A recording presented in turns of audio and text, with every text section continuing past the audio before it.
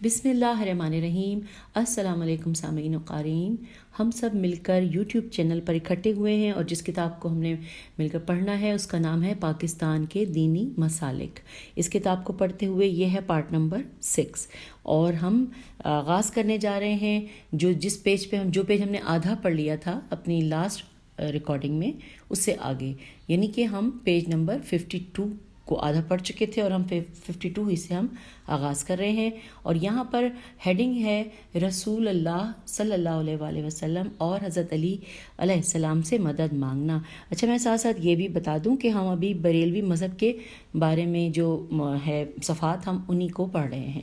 تو آئیے اس ہیڈنگ کے حوالے سے کیا کچھ ہے مل کر پڑھتے۔ لکھا ہے مولانا احمد رضا خان بریلوی سے سوال کیا گیا کہ کیا کہنا یا رسول اللہ یا ولی اللہ، کیا یہ کہنا جائز ہے یا نہیں، اور مدد چاہنا پیغمبران اور ولی اللہ سے اور حضرت علی کرم اللہ تعالی وجہ الکریم کو یا مشکل کشا علی وقت مصیبت کے کہنا جائز ہے یا نہیں۔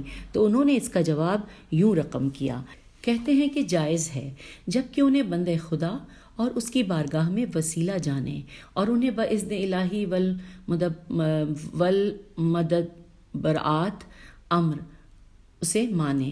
میں اس لیے جے کرتی ہوں باذن الہی کے بعد جو تھا والمدبرات ہے، شاید واو الف لام میم دال بیر الف تے مدبرات امر اسے مانے اور اعتقاد کرے کہ بغیر حکم خدا ذرہ نہیں ہل سکتا اور اللہ عز و جل کے دیے بغیر کوئی ایک حبہ نہیں دے سکتا، ایک حرف نہیں سن سکتا، پلک نہیں ہلا سکتا، اور بے شک سب مسلمانوں کا یہی اعتقاد ہے۔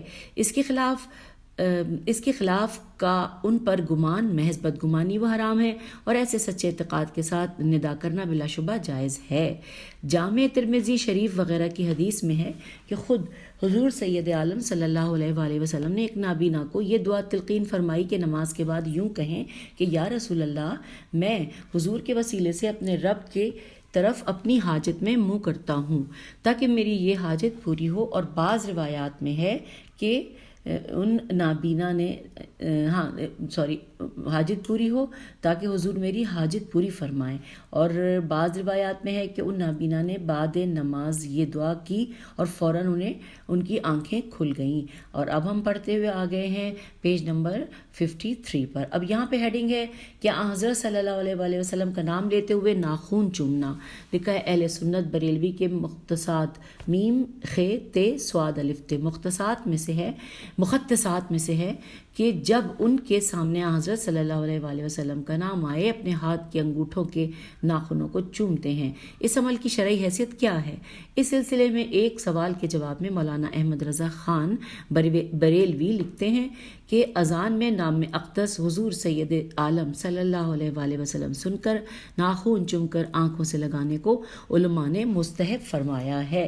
اب اس کے بعد آگے لکھا ہے کہ رد المختار میں ہے، یہ کتاب کا نام ہوگا شاید کیونکہ لکھا ہے رے دال الف لام میم خے تے الف رے، رد المختار میں ہے کہ ہم ترجمہ پڑھ رہے ہیں، یعنی مستحب ہے کہ جب اذان میں پہلی بار اشہد ان محمد رسول اللہ سنے، صلی اللہ علیہ کا یا رسول اللہ کہے، اور جب دوبارہ سنے تو پھر یعنی یہ کہے کہ یعنی میری آنکھ حضور کے سے ٹھنڈی ہوئی یا رسول اللہ، اور پھر کہے کہ الہی مجھے شنوائی اور بینائی سے بہرہ مند فرما، اور یہ کہنا انگوٹھوں کے ناخن آنکھوں پر رکھنے کے بعد ہو۔ نبی صلی اللہ علیہ وآلہ وسلم اپنی رکاب اقدس میں اسے جنت میں لے جائیں گے۔ ایسا ہی کنز الآباد میں کاف نون زے الف لام عین بے الف دال کنز الآباد میں ہے۔ یہ مضمون جامع الرموز علامہ قحطانی قاف ہے سین تے الف نون چھوٹی ہے علامہ قحطانی کا ہے، اور اسی کے مانند فتاوی صوفیہ میں ہے۔ اب نیچے ہم اگلے پیراگراف میں پڑھ رہے ہیں کہ فقیر نے اس مسئلے میں ایک مبسوط میم بے سین واو توئے مبسوط کتاب منیر العین فی حکم تقبل الابہامین، یہ نام ہے پورا کتاب کا، لکھی کہ جس نے مانعین کے میم الف نون عین یہ نون کے تمام شبہات بحمدللہ تعالیٰ دفع کیے اور علوم حدیث کے متعلق بکثرت افادے دیے، مگر خطبے میں نہ چاہیے کہ وہاں محض خاموشی کا حکم ہے۔ اچھا یہاں پڑھ لیا، اب لکھا ہے آگے ہیڈنگ ہے اور ہم پیج 54 کی طرف آ گئے ہیں کہ ہیڈنگ ہے کہ حضرت صلی اللہ علیہ وآلہ وسلم کے آبا، آئیے مل کر پڑھتے ہیں۔ لکھا ہے حضرت صلی اللہ علیہ وآلہ وسلم کے آبا مسلمان تھے یا نہیں؟ یہ سوال عام مسلمانوں میں بہت زیادہ اہمیت رکھتا ہے۔ اہل سنت بریلوی کا نظریہ ہے یہی ہے کہ وہ سب مسلمان تھے۔ شیعہ بھی اس نظریے میں ان کے ساتھ ہم آہنگ ہیں۔ مولانا احمد رضا خان بریلوی سے سوال کیا گیا کہ کیا عبداللہ بن مطلب بن ہاشم بن عبد مناف چاروں پشت پر فاتحہ درود پڑھنا چاہیے یا نہیں؟ تو انہوں نے یہ جواب تحریر کیا کہ ہمارے نزدیک صحیح و رجی، رے جیم یہ صحیح و رجی، سواد ہے یہ ہے صحیح، اور پھر رجی کے رے جیم یہ ہے رجی، یہ ہے کہ حضور اقدس صلی اللہ علیہ وآلہ وسلم کے آبا و امہات حضرت عبداللہ و حضرت آمنہ سے حضرت آدم علیہ السلام و حضرت حوا علیہ السلام تک سب اہل توحید و اسلام و نجات ہیں، توحید و اسلام و نجات ہیں، تو انہیں ایثار ثواب میں حرج نہیں۔ البتہ اختلاف علماء سے بچنے کے لیے مناسب یہ ہے کہ ثواب نظر بارگاہ بے کس پناہ حضور اقدس صلی اللہ علیہ وآلہ وسلم کرے، اور حضور صلی اللہ علیہ وآلہ وسلم کے طفیل میں حضور صلی اللہ علیہ وآلہ وسلم کے علاقے والوں کو واللہ تعالی عالم، یہاں پہ یہ لکھا ہوا ہے۔ اور یہ جو حوالہ جات جو آپ نے میں نے جو پچھلے صفحات میں، یہ صفحات بھی کہہ لوں اور پچھلی ریکارڈنگ میں بھی کہہ لوں کہ جہاں پہ انہوں نے حوالے دیے تھے، حواشی بتائے تھے اور اس میں نمبر تھے، تو وہ ہر جو بھی ایسی بات ہوتی ہے اس میں حوالہ ہوتا ہے۔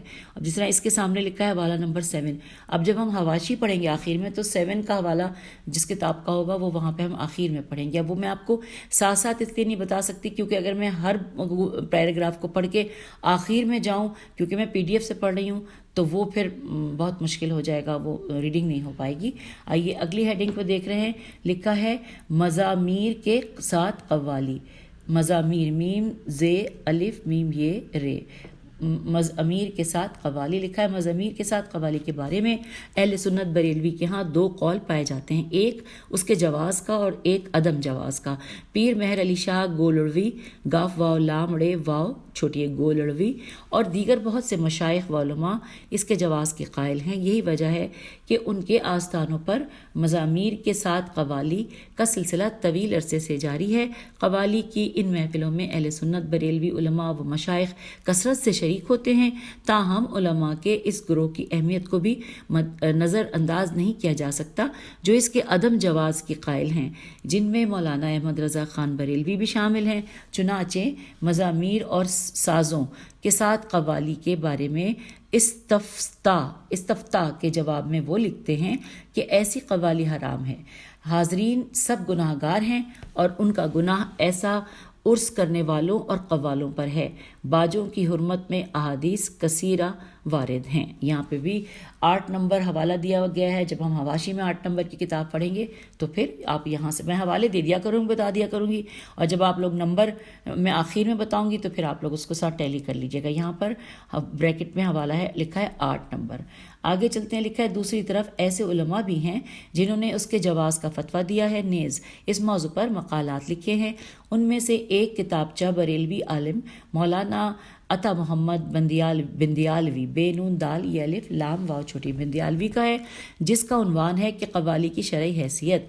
یہ کتابچہ ہمیں مولانا گلزار احمد نعیمی کے توسط سے موصول ہوا۔ مولانا بندیالوی اپنے دعوے پر 10 نکات پیش کرتے ہیں۔ ہم یہاں پر یہ نکات نقل کرتے ہیں جن سے ان کا موقف واضح طور پر سامنے آ جاتا ہے۔ جز اول، مشائخ صوفیہ کے نزدیک غنا مزامیر کے ساتھ ہو یا بغیر مزامیر کے نہ تو مطلقاً جائز ہے اور نہ مطلقاً ناجائز۔ میں دوبارہ سے پڑھتی ہوں، ہجے اس میں سے کس چیز کی کرنی پڑے گی دیکھتے ہیں۔ مشائخ جز اول میں لکھا ہے مشائخ صوفیہ کے نزدیک غنا غین نون الف اور حمزہ مزامیر کے ساتھ ہو یا کہ بغیر مزامیر کے نہ تو مطلقاً جائز ہے اور نہ مطلقاً ناجائز۔ جز ثانی لکھا ہے غنا میں مزامیر مخصوص دنوں میں مثلاً عید اور نکاح وغیرہ میں مباح ہے، بلکہ مخصوص دنوں میں غنا میں مضامیر سے انکار خلاف سنت ہے۔ اب ہم آ گئے ہیں کہ صفحہ نمبر 55 پر لکھا ہے جز ثالث، 2 حصے پڑھ لیے، اب لکھا ہے جز ثالث، غنا کی حرمت پر کوئی حدیث صحیح نہیں ہے اور جن سے حرمت معلوم ہوتی ہے وہ سب حدیثیں غیر صحیح ہیں۔ پھر جز لکھا ہے جز رابع، اس میں لکھا ہے کہ غنا کا جواز مخصوص بادف بے الف دال فے بادف نہیں ہے، بلکہ جس آلے سے کیا جائے مباح ہے۔ جز خامس، اب آئیے جز خامس یعنی 5واں حصہ، اس میں لکھا ہے کہ فقہا کرام کی غنا کے بارے میں تشدید حکمت زجر زے جیم رے پر مبنی ہے۔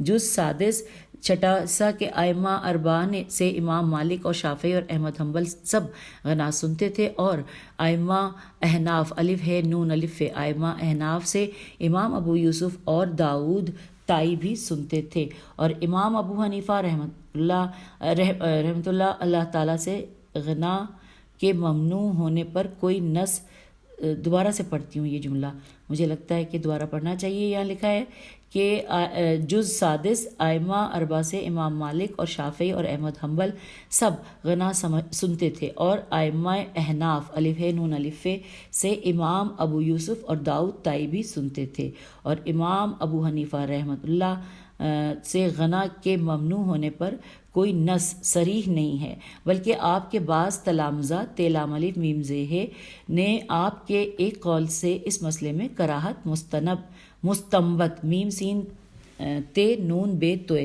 مستنبت کی ہے۔ جز سابع میں آگے لکھا ہے غنا جو کہ فواحش فے واو الف ہیشین سے خالی ہو، عام ازیں کے مضامیر کے ساتھ ہو یا کہ بغیر مضامیر کے، صحابہ سے لے کر تابعین تبا تابعین اور ائمہ مجتہدین تک مجالس غنا میں حاضر ہوتے تھے۔ پھر اب لکھا ہے جز ثامن، عید اور دوسرے مواقع خوشی یا غنا مع مضامیر لہو و لعب کے طور پر جائز ہے۔ پھر اس کے بعد لکھا ہے جز تاسع، غنا کے جواز میں جو شرائط کتب فقہ میں مذکور ہیں وہ شرائط اولویت ہیں نہ کہ شرائط جواز، اور یہ شرائط بھی متفق علیہ نہیں ہیں۔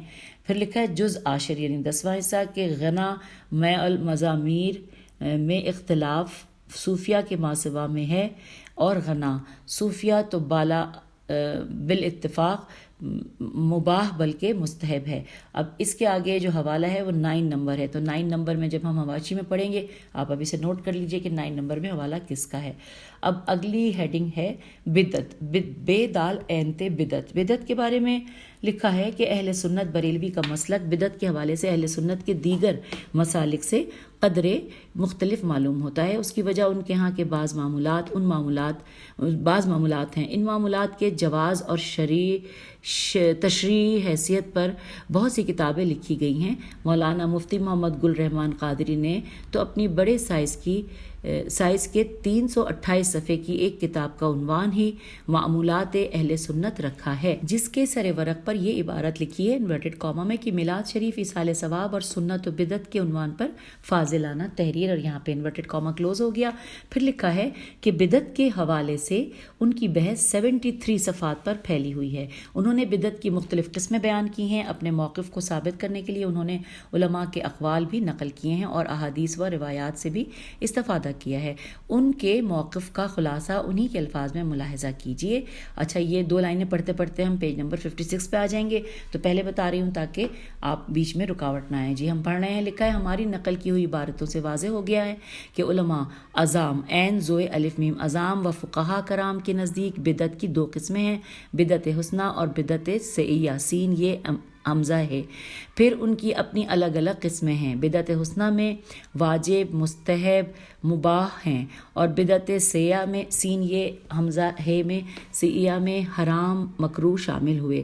لہٰذا نہ ہر بدعت اچھی ہے اور نہ ہر بدعت بری ہے، اور مجمع البحار کی عبارت سے مزید قانون سامنے آیا کہ شریعت میں جس چیز کو مستحب قرار دیا گیا ہے اس کے عموم میں اس کے عموم میں عین میم واو میم میں ہر وہ کام داخل ہوگا جو جائز و مستحب قسم کا ہو، اور بدعت سیاہ میں سین یہ ہمزہ میں وہ چیزیں شامل ہوں گی جو معمور کے بعد بے اور ہے لکھا ہے، جو معمور بہ کے خلاف ہو اور اس کی مذمت وارد ہوئی ہو۔ اب سیاہ میں سین یہ ہے میں حرام مکروہ وہ شامل ہو جائیں گے اور یہ قاعدہ حدیث کے عموم سے لیا گیا ہے، عین میم واو میم۔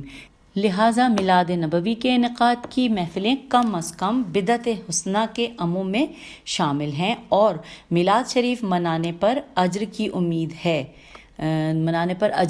ہے، اور قل بفضل اللہ و برحمتہ فبذالک فلیفرحوا، اور اس میں آگے حوالہ 10 نمبر دیا ہوا ہے۔ یہ جب ہم حواشی میں جائیں گے نوٹ کر لیجئے، آیت نمبر تو 58 ہے اور صورت کیا ہے وہ پھر ہم حوالے میں دیکھیں گے۔ لکھا ہے کہ اس کے عموم کے تحت بھی میلاد شریف کا منانا داخل ہے، اور میلاد شریف کے منانے کو حرام و مکروہ کہنے والے کو چاہیے کہ وہ اس کے حرام و مکروہ ہونے پر ایسی مستقل دلیل پیش کرے جس میں معمور بہ کے خلاف ہونے پر بطور نص کے ثابت ہو، اور یہ کام آج تک مخالفین سے نہ ہو سکا ہے اور نہ ہی کبھی ہو سکے گا۔ اب اگلے پیراگراف میں لکھا ہے نتیجے کے نیچے لکھا ہے کہ ساتھ کے اس طرح امر مستحسن کے ضمن میں ایصال ثواب کی تمام محفلیں آتی ہیں، جیسے چھٹی شریف، 11ویں شریف، اور اس کے بعد لکھا ہے تیجا، 10واں، 40واں، بزرگ علماء و اولیاء کرام کے عرس اور لیلۃ القدر اور شب برات اور معراج النبی صلی اللہ علیہ وآلہ وسلم منانے کے پروگرام، نیز محرم الحرام کا یوم عاشورہ کا انعقاد، یہ سب امور مستحسنہ میں شامل ہیں اور بدعت حسنہ اور ایصال ثواب کے حصے ہیں۔ اب آگے نیچے لکھا ہے کہ ہماری تقسیم بدعت جو بیان کی گئی ہے گمراہی نہیں ہے بلکہ حدیث سے ثابت ہے، ملاحظہ کیجئے۔ اب یہاں جو حدیث لکھی ہوئی ہے اس کا حوالہ ہے آگے نمبر حواشی میں 10 میں ہم نے دیکھنا ہے، اور اس کا ترجمہ نیچے لکھا ہے کہ یعنی جو شخص گمراہی کی بدعت پیدا کرے جس سے اللہ اور رسول راضی نہیں ہیں، بقدر ان لوگوں کے گناہوں کے جو بدعت پر عمل کریں اس کے ایجاد کرنے والے پر گناہ ہے، اور ان کے گناہوں سے بھی کچھ کم نہ ہوگا۔ اب آگے لکھا ہے کہ اس حدیث سے واضح ہو گیا کہ جس بدعت کے ساتھ خدا بند کریم اور رسول کریم علیہ الصلاۃ والسلام کی ناراضگی کی قید لگی ہوئی ہے اس سے صرف بدعت ضلالت زواد لام الف لام تے ضلالت مراد ہے، یعنی بری بدعت مراد ہے۔ مطلق بدعت کو ضلالت و گمراہی نہیں کہہ سکتے، اور حوالہ اس میں نمبر آگے لکھا ہے 11 نمبر۔ اب 11 نمبر میں حوالہ کس کتاب کا ہوگا وہ ہم اینڈ میں دیکھیں گے جب یہ حواشی بتائیں گے۔ اب ہم آگے ہیں ایصال ثواب کی ہیڈنگ کو پڑھنے کے لیے، پیج 57 کی طرف۔ لکھا ہے کہ کیا زندہ شخص اپنے نیک اعمال کا ثواب کسی دوسرے زندہ یا مردہ شخص کو ایصال کر سکتا ہے یا نہیں؟ یہ موضوع عام مسلمانوں میں بہت اہمیت رکھتا ہے۔ ان کے بہت سے اعمال اور رسوم ایسے ہیں جو اس امر کے جواز پر دلالت کرتے ہیں۔ اہل سنت بریلوی مسلک کے علماء ایسا کرنے کو درست قرار دیتے ہیں، بلکہ ان کا اس پر بہت اصرار ہے۔ مولانا محمد ظفر اتاری عین تو الف رے چھوٹی ہے اتاری اس مسئلے میں اپنا عقیدہ یوں بیان کرتے ہیں کہ کہتے ہیں کہ ہمارا عقیدہ ہے کہ ہر انسان اپنے نیک اعمال کا ثواب زندہ و مردہ دونوں کو ایصال کر سکتا ہے، بشرطے کہ اس کی موت ایمان پر ہوئی ہو۔ اب چاہے ان اعمال کا تعلق خالص بدنی عبادات مثلا نماز، روزہ وغیرہ سے ہو، یا فقط مالی عبادات مثلا صدقات وغیرہ سے، یا بدنی و مالی عبادات کے مرکب سے اس کا تعلق ہو، مثلا حج وغیرہ، اور ان عبادات کا ثواب دوسروں کو پہنچتا ہے اور اس سے انہیں نفع بھی حاصل ہوتا ہے۔ اس کے بارے میں قرآن پاک بے شمار احادیث مبارکہ اور بزرگان دین کے اقوال و افعال موجود ہیں، اور یہاں پر حوالہ نمبر 12 ہے۔ 12 نمبر میں حواشی میں دیکھیں گے کہ کس کتاب کا حوالہ ہے۔ اب لکھا ہے اس کے آگے کہ اسی مسئلے پر مولانا محمد گل رحمان قادری نے یوں قلم فرسائی کی ہے۔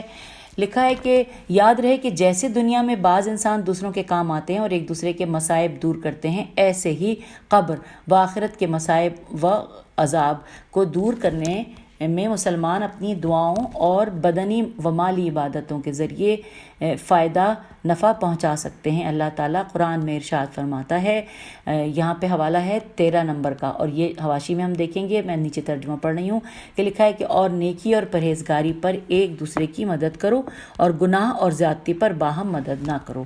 اب آگے چلتے ہیں، لکھا ہے معلوم ہوا کہ مسلمان ایک دوسرے سے مدد مانگ سکتے ہیں، اور یہ بھی معلوم ہوا کہ باہمی امداد ہر خیر میں اچھی چیز ہے۔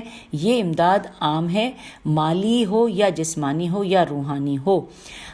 اس کے بعد آگے لکھا ہے کہ ان سب پر ثواب ملے گا، اور یہ بھی پچھلے حصے سے معلوم ہوا کہ گناہ کے کسی کام پر کسی کی بھی مدد نہ کریں اور نہ گناہ پر سہارا بننے کی کوشش کریں۔ یہ بھی معلوم ہوا کہ مسلمان مردوں کے لیے ایصال ثواب نہ کرنا اور ان کی قبر و قیامت کے مصائب و عذاب کو دور کرنے میں مدد نہ دینا اس آیت کریمہ کی زد میں آتا ہے، قرآن پاک میں آیا ہے۔ اب جو قرآن پاک میں لکھا ہوا ہے عربی کا، اس کا حوالہ نمبر 14 ہم حواشی میں دیکھیں گے، اور اس کے حوالے سے اردو میں لکھا ہے کہ اور اگر اللہ لوگوں میں بعض سے بعض کو دفع نہ کرے تو ضرور زمین تباہ ہو جائے، مگر اللہ سارے جہان پر فضل کرنے والا ہے۔ اس آیت کریمہ سے معلوم ہوا کہ نیک بندوں کی برکت سے دوسروں کی بلائیں بھی دفع ہو جاتی ہیں، اور مسلمانوں کی دعائیں بلاؤں کو دفع کرنے کی بہت بڑی دولت اور وسائل ہیں۔ جس طرح مجاہدین کی ظاہری امداد سے کفار کا زور ٹوٹتا ہے، ایسے ہی مسلمانوں کی بدنی اور مالی حسنات سے مسلمانوں کو فائدے پہنچتے ہیں۔ حوالہ ہے نمبر 15 جو ہم حواشی میں دیکھیں گے، اور پیج نمبر 58 پر ہم آ گئے ہیں۔ ہیڈنگ ہے نظر و نیاز۔ اس کے بارے میں لکھا ہے کہ اہل سنت کے ہاں نظر و نیاز کا مسئلہ عوامی نقطہ نظر سے بہت اہمیت کا حامل ہے۔ مولانا محمد گل رحمان قادری نے نظر و نیاز کے طور پر جانوروں یا زراعت میں سے کسی زراعت کا کچھ حصہ بزرگوں ولیوں کے لیے تعین کرنے اور نامزد کرنے کے بارے میں ایک سوال کا جواب یوں دیا ہے کہ یاد رہے کہ انبیاء کرام علیہ السلام یا اولیاء کرام رحمۃ اللہ علیہ السلام کے لیے کوئی جانور یا زراعت کا کوئی حصہ یا مال میں سے کسی قدر کا تعین کرنا یہ مطلقاً ناجائز نہیں ہے، بلکہ اس کی تفصیل ہے۔ بعض صورتیں ناجائز ہیں اور بعض جائز ہیں، نہ سب صورتیں ناجائز ہیں اور نہ ہی تمام کی تمام جائز ہیں۔ ان کا فیصلہ کن امر یہ ہے کہ جانور یا زراعت و مال کو نامزد کرنے والے کے اعتقاد و نیت کو دیکھا جائے گا کہ اس کا اعتقاد کیا ہے اور اس کی نیت کیسی ہے۔ اس کے بعد مقرر و نامزد جانور کا گوشت اور زراعت و مال کا مقرر کردہ حصے کی حالت کی حلت و حرمت کا حکم لگے گا۔ اب نیکسٹ پیراگراف میں لکھا ہے کہ اگر کوئی شخص جانور، زراعت و مال کو بزرگوں کے لیے اس لیے مقرر کرتا ہے کہ مقرر کرنے والا انبیاء کرام علیہ السلام اور اولیاء کرام رحم اللہ تعالیٰ کو قدرت و اختیار کے لحاظ سے مستقل بالذات یا امور تکوینی و تشریعی تیشین یہ عین چھوٹی ہے تشریعی میں متصرف بالذات اور لائق عبادت مانتا ہے، اور اس کا یہ اعتقاد ہے کہ جو جانور یا زراعت و مال کا حصہ نامزد کیا گیا ہے وہ اللہ تعالیٰ کے ہاں کسی دوسرے مصرف میں صرف کرنا گناہ ہے، اور جن بزرگوں کے لیے جو کچھ نامزد کیا گیا ہے وہ ان کے علاوہ کسی دوسرے کے لیے ان کا استعمال شریعت اسلام میں حرام ہے۔ اگر ایسا اعتقاد ہو اور ایسی نیت ہو تو اس جیسے اعتقاد مذکور کو خالص کفر و شرک سمجھا جائے گا۔ اور قرآن میں ایسے مشرک لوگوں کو جو عرب کی سرزمین پر پائے گئے تھے اور اپنی طرف سے بحیرہ پھر قومہ ہے صائبہ وغیرہ سین الف حمزہ بے ہے وغیرہ کے نام پر جانور اپنے معبودوں کے لیے نامزد کرتے تھے اور انہیں اپنے لیے استعمال کرنا حرام ٹھہراتے رہے، قرآن پاک میں ان مشرکوں کو افترا و بہتان باندھنے والے اور جھوٹے قرار دیا گیا ہے۔ اس میں شک نہیں کہ ایسے باطل عقیدے والے کافر و مشرک لوگ ہوتے ہیں جو غیر اللہ کو مستقل بالذات قدرت والا، بالذات امور اور بے الف لام زے الف تے بالذات قدرت والا، بالذات امور اور تصرف کرنے والا یا مستحق عبادت ماننے والے ہوتے ہیں۔ اگر یہ لوگ صرف اعتقاد کی حد تک رہیں تو ان کا اعتقاد تو باطل ہے، لیکن اگر وہ جانور جو انہوں نے نامزد کیا ہے، جب تک یہ لوگ بذات خود یا دوسرا کوئی مرتد یا غیر کتابی ذبح نہ کرے یا غیر اللہ کے نام پر ذبح نہ کیا جائے، یا جانور کے ذبح کرنے سے مقصد ان کا یہ نہ ہو کہ ان کے لیے غیر اللہ کی تعظیم و تقرب حاصل کیا جائے، تو وہ جانور حرام نہ ہوگا۔ اور اگر اسی اعتقاد باطل کے ساتھ جو ذکر ہو چکا ہے، نامزد کیے ہوئے جانور کو غیر اللہ کے لیے مقرر کرنے والا شخص اسی حالت شرک میں اللہ تعالیٰ کے نام پر ذبح کر دے، پھر بھی مشرک و مرتد کے ذبح کیے ہوئے جانور کا گوشت حرام ہے۔ ہم آگے ہیں پیج نمبر 59 پر۔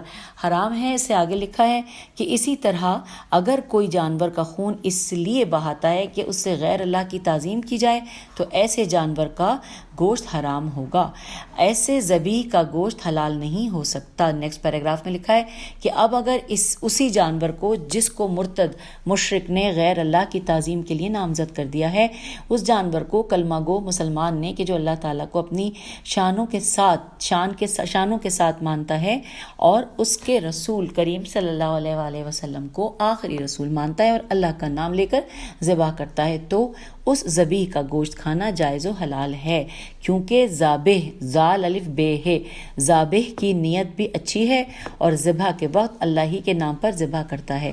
اب غیر اللہ کے نام پر اس کا نامزد کرنا کارگر نہ ہوگا، اور مسلمان جو بھی جانور ذبح کرتا ہے وہ اللہ ہی کے نام پر ذبح کرتا ہے، اور اس خون بہانے سے اس کا مقصد صرف یہی ہوتا ہے کہ اس سے اللہ تعالیٰ کی تعظیم و تقرب ہو، اور اس گوشت کو مسلمانوں میں تقسیم کرنے سے مقصد بزرگوں کی روحوں کو ثواب پہنچانا ہوتا ہے، اور انبیاء کرام علیہ السلام اور صحابہ کرام اہل بیت اعظام اور اولیاء اللہ رضی اللہ تعالیٰ عنہم کو اللہ تعالیٰ کے مقبول بندے سمجھتا ہے، اور ان کی تمام خوبیوں کو اللہ تعالیٰ کی عطا کردہ سمجھتا ہے، اور مستقل بالذات اور لائق عبادت صرف اللہ تعالیٰ کو یقین کرتا ہے۔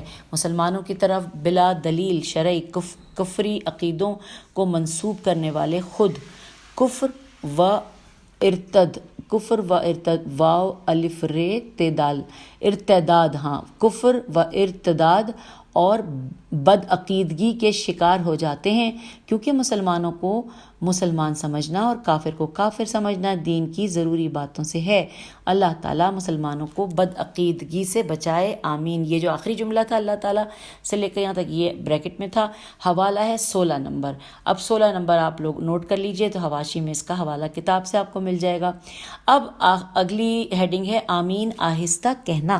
آئیے مل کر پڑھتے ہیں۔ لکھا ہے اہل حدیث دوران نماز سورہ فاتحہ کی تلاوت کے بعد آمین بالجہر کہنے کے قائل ہیں، جبکہ احناف الف ہے نون الف فے، احناف جن میں دیوبندی اور بریلوی دونوں شامل ہیں، اسے بالاخفا کہنے کے قائل ہیں۔ بالاخفا جی، بے الف لام الف خیف الف اور پھر حمزہ کہنے کے قائل ہیں۔ چنانچہ مولانا محمد ظفر اتاری لکھتے ہیں کہ ہمارا نظریہ یہ ہے کہ ہر نمازی کے لیے ضروری ہے کہ وہ دوران نماز آہستہ آمین کہے، چاہے نماز جہری ہو یا سری، اور یہی سنت رسول صلی اللہ علیہ وآلہ وسلم اور صحابہ کرام رضی اللہ و بزرگان دین کا طریقہ ہے۔ اونچی آواز میں آمین کہنا خلاف سنت اور نماز کے اندر خشوع و خضوع میں رکاوٹ پیدا کرتا ہے۔ احادیث مبارکہ اور صحابہ کرام رضی اللہ کے افعال و اقوال اس بات پر ناطق و گواہ ہیں کہ آمین آہستہ کہی جائے، نہ کہ بلند آواز سے۔ پھر لکھا ہے کہ اس سلسلے میں انہوں نے اس حدیث کو اپنے نظریے کے اثبات کے لیے پیش کیا ہے۔ اب ہم وہ پڑھیں گے حدیث پیج نمبر 60 کے اوپر، اور پیج نمبر 60 کے اوپر جو حدیث ہم پڑھیں گے اس پر حوالہ ہے نمبر 17 جو ہم حواشی میں پڑھیں گے، یہ نوٹ کر لیجئے۔ اس حدیث کا ترجمہ ہے کہ حضرت علقمہ رضی اللہ اپنے والد سے روایت کرتے ہیں کہ جب نبی اکرم صلی اللہ علیہ وآلہ وسلم نے غیر المغضوب علیہم والضالین پڑھا تو آپ صلی اللہ علیہ وآلہ وسلم نے آہستہ آمین کہی۔ اچھا اس کے بعد لکھا ہے کہ اس کے بعد وہ یوں نتیجہ نکالتے ہیں کہ اس حدیث پاک سے بھی صراحتاً ثابت ہوا کہ آہستہ آمین کہنا نبی کریم صلی اللہ علیہ وآلہ وسلم کی سنت مبارکہ ہے، اور یہ حوالہ ہے 18 نمبر 80 نمبر پہ، حواشی میں دیکھیے گا کہ یہ کس کتاب میں اور پڑھ سکتے ہیں۔ اچھا اب اس کے بعد آ گیا ہے نیکسٹ ہیڈنگ ہے، اور ہیڈنگ ہے مسئلہ طلاق۔ لکھا ہے طلاق ثلاثہ کے حوالے سے احناف کا موقف ایک ہی ہے، الف ہے نون الف ہے، احناف کا موقف ایک ہی ہے، چاہے وہ بریلوی ہوں یا دیوبندی، البتہ اہل حدیث اور اہل تشیع کا نقطہ نظر اس سلسلے میں مختلف ہے، جس کا ذکر ان سے متعلقہ ابواب میں کیا گیا ہے۔ مولانا مفتی گلزار احمد نعیمی نے اس سلسلے میں ہمارے ایک سوال کے جواب میں ایک مفصل مقالہ تحریر کیا، ہم حسب ضرورت اس میں سے چند عبارات یہاں نقل کرتے ہیں۔ لکھا ہے کہ طلاق ثلاثہ سے متعلق علماء احناف، الف ہے نون الف ہے، احناف کا نقطہ نظر یہ ہے کہ بیک وقت دی گئی 3 طلاقیں کہ جو ایک کلمہ یا متفرق کلمات سے دی گئی ہوں نافذ ہوں گی۔ یہ طلاق بئیں جو ہے بے الف حمزہ نون کے ساتھ ہے، اور اس کے آگے بریکٹ میں لکھا ہے مغلظہ میم غین لام زوئے ہے، اور یہ بریکٹ بند ہو گیا۔ پھر لکھا ہے یہ طلاق بئیں مغلظہ واقع ہوگی اور خدا اور خاوند اپنی اہلیہ کی طرف رجوع کے اختیار سے محروم ہو جائے گا، صرف تحلیل شرعی کے بعد خاوند اپنی زوجہ سے عقد ثانی کے ساتھ ازدواجی زندگی گزارنے کے قابل ہو سکے۔ میں دوبارہ پڑھتی ہوں کہ صرف تحلیل شرعی تحلیل شرعی کے بعد خاوند اپنی زوجہ سے عقد ثانی کے ساتھ ازدواجی زندگی گزارنے کے قابل ہو سکے گا۔ اب آگے لکھا ہے کہ سراج الائمہ امام اعظم ابو حنیفہ رحمۃ اللہ کے نزدیک ایک مجلس میں دی گئی 3 طلاقیں یا ایک توہر میں دی جانے والی طلاق ثلاثہ یعنی 3 ہی نافذ ہوں گی، اگرچہ ایسا کرنا ان کے نزدیک بدعت اور فعل حرام ہے۔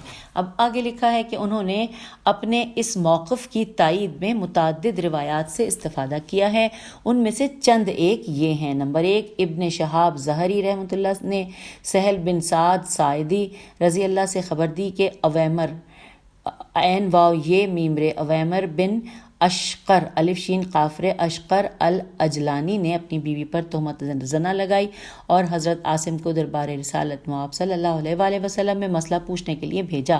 پھر اویمر بن اشقر الاجلانی خود آپ صلی اللہ علیہ وآلہ وسلم کی خدمت میں حاضر ہوئے۔ قبل اس کے کہ سرکار دو عالم صلی اللہ علیہ وآلہ وسلم کچھ فرماتے، اویمر نے اپنی بیوی کو 3 طلاقیں دے دیں، آپ نے 3 ہی کو برقرار رکھا۔ حوالہ ہے 19 نمبر پہ، آپ کو حواشی میں ملے گا، نوٹ کر لیجئے کہ یہ طلاق والا قصہ تھا، اس کا کس کتاب میں آپ کو حوالہ مل رہا ہے، 19 نمبر۔ اچھا اب یہ جو ہم پڑھ رہے تھے نا کہ انہوں نے کہا تھا کہ ان میں سے چند ایک جو متعدد روایات ہیں ان میں سے چند ایک پہلی پڑھ لی تھی، اب دوسری ہے کہ محمود بن لبید لام بے یہ دال لبید بیان کرتے ہیں کہ سرکار دو عالم صلی اللہ علیہ وآلہ وسلم کو ایک شخص کی بابت عرض کیا گیا جس نے اپنی بیوی کو بیک وقت 3 طلاقیں دیں، تو آپ صلی اللہ علیہ وآلہ وسلم یہ سن کر شدید غصے کے عالم میں کھڑے ہو گئے اور پھر فرمایا کہ یعنی کیا وہ کتاب اللہ سے کھیلتا ہے، حالانکہ میں ابھی تمہارے درمیان بنفس نفیس موجود ہوں۔ ایک شخص کھڑا ہوا اور عرض کی کہ حضور میں اسے قتل نہ کروں۔ اچھا اب یہ حوالہ ہے نمبر 20، اور اب یہ آپ نے حواشی میں سے دیکھنا ہے، اور اب ہم آ گئے ہیں پیج نمبر 61 پہ۔ اچھا اب آگے اور پڑھ لیتے ہیں۔ پھر لکھا ہے کہ نمبر 3 لکھا ہے کہ عبادہ بن صامت سے روایت ہے کہ میرے دادا نے اپنی زوجہ کو 1000 طلاقیں دیں، اس کا ذکر میں نے سرکار دو عالم صلی اللہ علیہ وآلہ وسلم سے کیا، تو آپ صلی اللہ علیہ وآلہ وسلم نے فرمایا کیا تمہارا دادا اللہ تعالیٰ سے نہیں ڈرتا؟ ان میں سے 3 طلاقیں تو اس عورت کے لیے ہیں اور بقیہ 997 ظلم اور عدوان ہے۔ اگر اللہ چاہے گا تو عذاب دے گا اور چاہے گا تو معاف فرما دے گا، اور یہ حوالہ ہے 21 نمبر پہ دیکھیں گے۔ تو یہ ہمارا مکمل ہو گیا۔ اب اس کے بعد ہم پڑھیں گے حواشی۔ اور یہ حواشی ہیں کل 21. جیسا کہ ابھی ہم نے آخر میں دیکھا کہ آخری جو حوالہ تھا کہ جس کو ہم نے پڑھا تھا کہ اللہ چاہے گا تو عذاب دے گا اور چاہے گا تو معاف فرما دے گا، اور اس کے آگے حوالہ تھا 21 تھا. تو ہمیں 21 حواشی یہاں پہ پڑھنے ہیں. کاغذ پینسل نکال لیجئے اگر آپ نے ان چیزوں کو نوٹ کیا تھا کہ جن کے حوالے آپ کو چاہیے. تو نمبر وار میں بتانا شروع کرتی ہوں اور آپ لوگ اپنے پاس حوالے نوٹ کر لیجئے اس کتاب میں، کیونکہ الگ دیے گئے ہیں اس لیے، ورنہ تو میں آپ کو اندازہ ہے کہ میں ہمیشہ ساتھ ساتھ ہی بتاتی جاتی ہوں. تو آئیے اس کتاب میں جس طرح ہے اسی کے ساتھ چلتے ہیں. لکھا ہے نمبر 1 پہ اتاری، پہلا جو ہے حوالہ حواشی میں نمبر 1 ہے اتاری محمد ظفر حق پر کون، اور بریکٹ میں لکھا ہے اسلامک بک کارپوریشن راولپنڈی 2009 صفحہ نمبر 184. نمبر 2 پر ہیں اتاری محمد ظفر حق پر کون اسلامک بک کارپوریشن راولپنڈی 2009 صفحہ نمبر 74. پھر نمبر 3 پر ہے مقالات کاظمی صفحہ نمبر 111 جلد نمبر 2. نمبر 4 ہے حواشی، غلط میرے منہ سے نکل گیا حواشی وہاں، کیونکہ اگلا جو نام تھا ان کا اتاری تھا، مجھے رے ذہن میں آ گیا اتاری. نمبر 4 پہ محمد ظفر حق پر کون اسلامک بک کارپوریشن راولپنڈی 2009 صفحہ نمبر 156. اس کے بعد نمبر 5 پہ بریلوی، 5واں جو حوالہ ہے بریلوی احمد رضا خان مولانا احکام شریعت احمد رضا بریلوی کتب خانہ کراچی 2009 اور صفحہ نمبر ہے 31 and 32. نمبر 6 پہ ہیں بریلوی احمد رضا خان مولانا احکام شریعت احمد رضا بریلوی کتب خانہ کراچی 2009 صفحہ نمبر 80 اور 81. یہ نام اوپر نیچے والے 3-4 اکٹھے ہیں لیکن صفحہ نمبر فرق ہیں. 6 نمبر پہ نام وہی ہے سب کچھ، اور صفحہ نمبر بتا دیتی ہوں. صفحہ نمبر ہے 80-81 بتا دیا. 7واں بھی وہی نام ہے، ساری چیزیں وہی ہیں، اور صفحہ نمبر ہے 161. 8ویں نمبر پہ بھی وہی بریلوی احمد رضا خان والا سارا حوالہ ہے، صرف صفحہ نمبر بتا دیتی ہوں 75 اور 7 سے لے کر 77 تک. 9ویں نمبر پر ہیں بے نون دال یہ الف لام واو چھوٹی ہے بندیالوی اور عطا محمد. پھر لکھا ہے قوالی کی شرعی حیثیت، اور بریکٹ میں لکھا ہے مکتبہ جمال کرم لاہور 2003 اور صفحہ نمبر 19 اور 20. اس کے بعد نیچے اس کے لکھا ہے کہ مزید دیکھیے ایذاء الدلالات فی سماع الآلات تصنیف شیخ عبدالغنی نابلسی تے جیم میم ہے تجمہ جی اے حق محمد چشتی طبعہ ضیاء القرآن پنلی پے نون لام چھوٹی ہے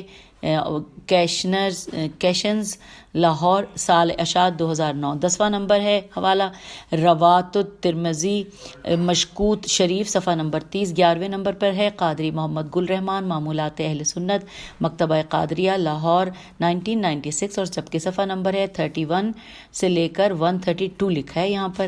اچھا جی آگے چلتے ہیں. نمبر 12 ہے اتاری محمد ظفر اور حق پر کون، ساتھ لکھا ہے سوالیہ نشان بھی ہے، بریکٹ میں ہے اسلامک بک کارپوریشن راولپنڈی 2009 صفحہ نمبر 245.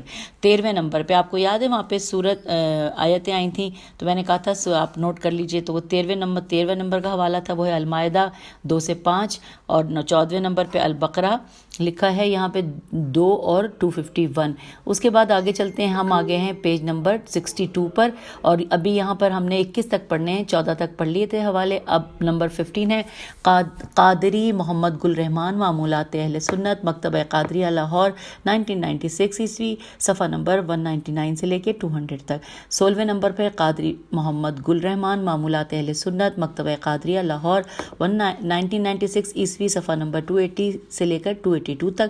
17 نمبر پہ حوالہ ہے جامع ترمذی صفحہ نمبر 63 ابو داؤد شریف. 18 نمبر پہ اتاری محمد ظفر حق پر کون اسلامک بک کارپوریشن راولپنڈی 2009 صفحہ نمبر 311 اور 312. 19 نمبر پہ حوالہ ہے بحوالہ امام ابو داؤد سلیمان بن الاشعث سجستانی سنن ابی داؤد کتاب الطلاق باب فی اللعان سعد صفحہ نمبر 323 مطبوعہ مکتبہ رحمانیہ. 20ویں نمبر پہ ہے اس حدیث کو امام نسائی نے اپنی سنن میں ذکر کیا. اس کے بعد لکھا ہے کہ 21ویں اور آخری نمبر پہ لکھا ہے کہ اس حدیث کو سنن دارقطنی میرے خیال ہیجے کر دیتی ہوں سنن دال الف ر قاف توئے نون چھوٹیے مجمع زوائد مصنف عبد الرزاق اور المبسوط لسرخسی نے بیان کیا. یہ ہم نے مکمل حواشی کر لیے ہیں جو کہ 21 تھے اور پیج 62 پر ہم نے یہ مکمل کیے ہیں. تو اب میں اجازت چاہوں گی انشاءاللہ اگلے ریکارڈنگ میں اس سے آگے چلیں گے. خود اپنا خیال رکھیے گا. خدا حافظ. فی امان اللہ.